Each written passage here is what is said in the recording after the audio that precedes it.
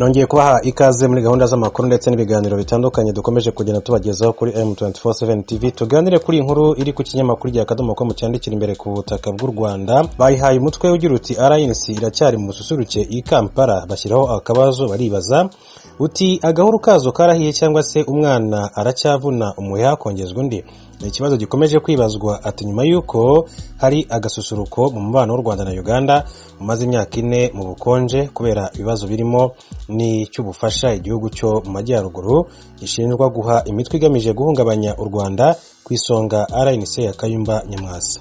Uruzinduko rw'ubugira kabiri rwa Lieutenant General Muhoozi Kainerugaba mu Rwanda ni rumwe mu zasize amateka akomeye mu mubano w'ibihugu byombi.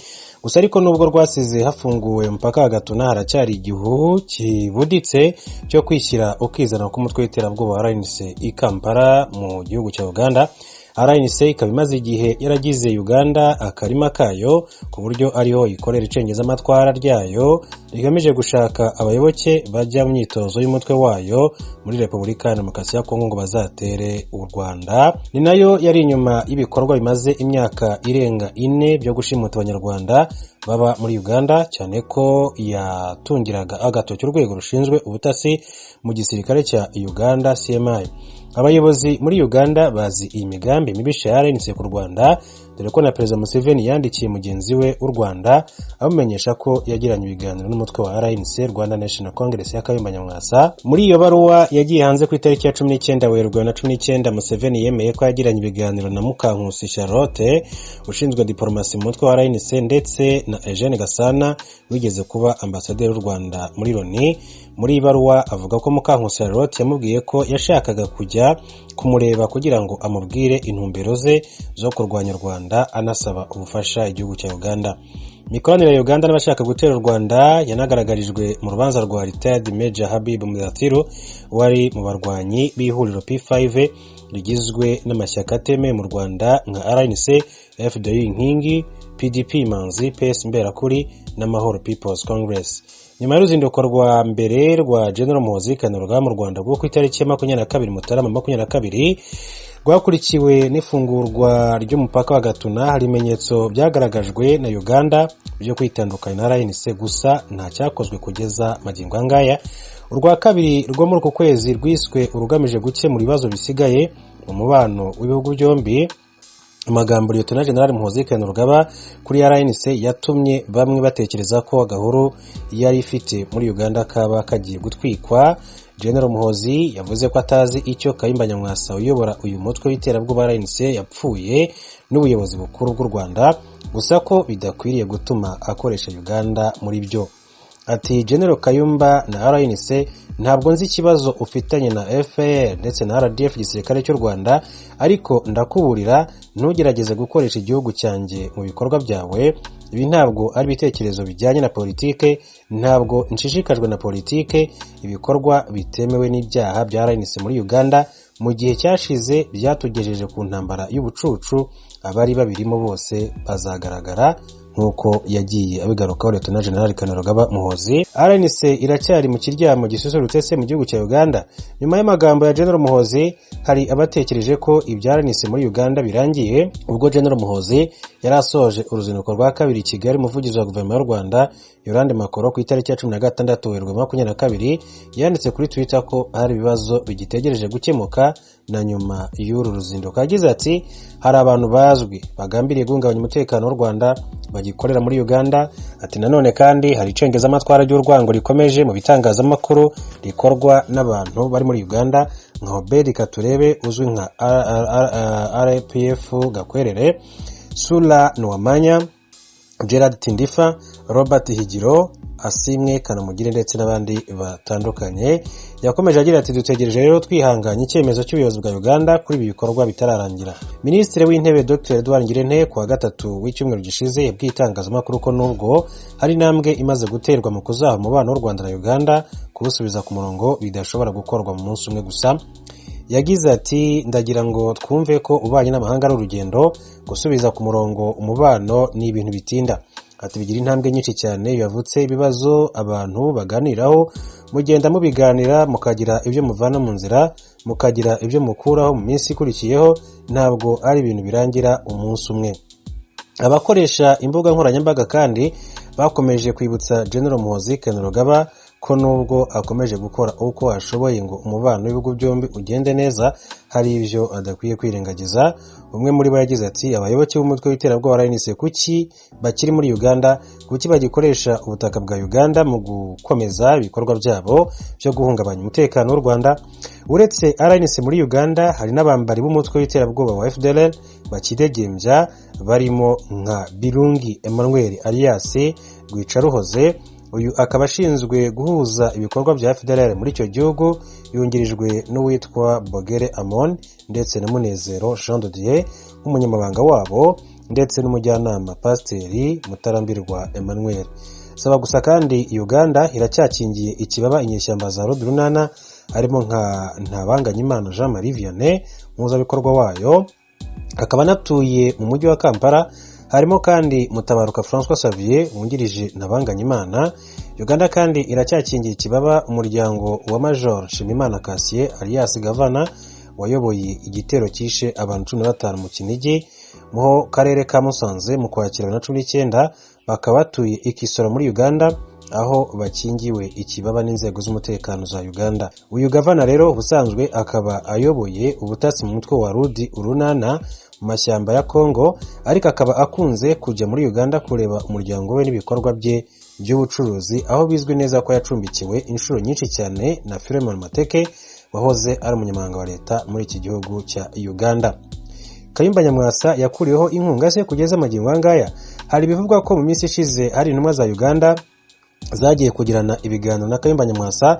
Amakuru yavugaga ko izo ntumwa zari zigiye kubwira Kayumba Nyamwasa uyobora umutwe w'iterabwoba RNC ko atazongera guhabwa ubufasha ndetse no guterwa inkunga n'igihugu cya Uganda.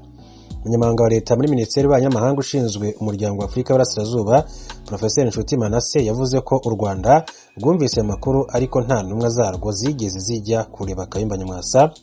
Ati ngira ngo tuyumva amakuru ati nk'uko namwe muyumva, ariko Abagande bagiye muri gahunda zabo zo kumvikana na bariya no kuvuga ba Kayumba Nyamwasa, twe ntabwo tugomba kujyana nabo, nta n'impamvu. Yakomeje agira ati kuko dufata ba Kayumba Nyamwasa nk'abantu bashaka guhungabanya umutekano w'igihugu cyacu birazwi. Ati rero nta mpamvu yo kumvikana nabo, ngira ngo bagiyeyo mu mibanire yabo, ati nabo ariko ntabwo dushobora kujyana nabo, ati ntibishoboka. Professor Nshuti Manase yavuze ko u Rwanda rufata Kayumba Nyamwasa nk'ufite imigambi mibisha yo kuruhungabanya, bityo nta mpamvu yo kumvikana nawe. Umusesenguzi wa politike ku karere k'ibiyaga bigari Albert Rudatsimburwa yabwiye ikinyamakuru cy'Akadomo dukesha amakuru ko iyo usesenguye amagambo General Muhoozi muri iyi minsi usanga yibanda ku kwibutsa ko igihugu cyangwa se igihuza u Rwanda na Uganda kiruta ibindi byose, ariko nta na kimwe kigaragaza ko RNC yafatiwe imyanzuro. Yagize ati ntacyo baragaragaza, ati ko hari ibyemezo babifatiye, ati naho yaba ari kubikoraho ariko ntacyo baratwereka, ntawamenya aho byerekeza kuko bashobora kuba bagerageza kutubwira ko babikoraho ariko nanone ko bisaba ibindi iwabo. Yakomeje agira ati ntiwamenya niba Museveni atarimo gukoresha umuhungu we kugira ngo igitutu cy'u Rwanda kigabanuke, haracyari kare. Ati hakenewe ko batwereka ubushake bwabo, ati bibaye byagaragara twabimenya ariko ntacyo barakora kugeza amagingo angaya. Perezida Kagame yarutse gutangaza ko urugendo rwa General Muhoozi rwatanze isura nshya mu mubano w'u Rwanda na Uganda, ndetse ko nyuma yo gufungurwa k'umupaka ubu n'ibindi bibazo byari bibangamiye u Rwanda biri kugenda bikemuka. Ati umupaka twarawufunguye muri Uganda nabo hari ibyo batangiye gukora, bigaragara ko bavana za nzitizi mu nzira, bya bindi byatuma umupaka ufungwa. Ati turabikurikira, ati tubiganiraho nabo, ati ndibwira ko nabyo turi mu nzira nziza zabyo.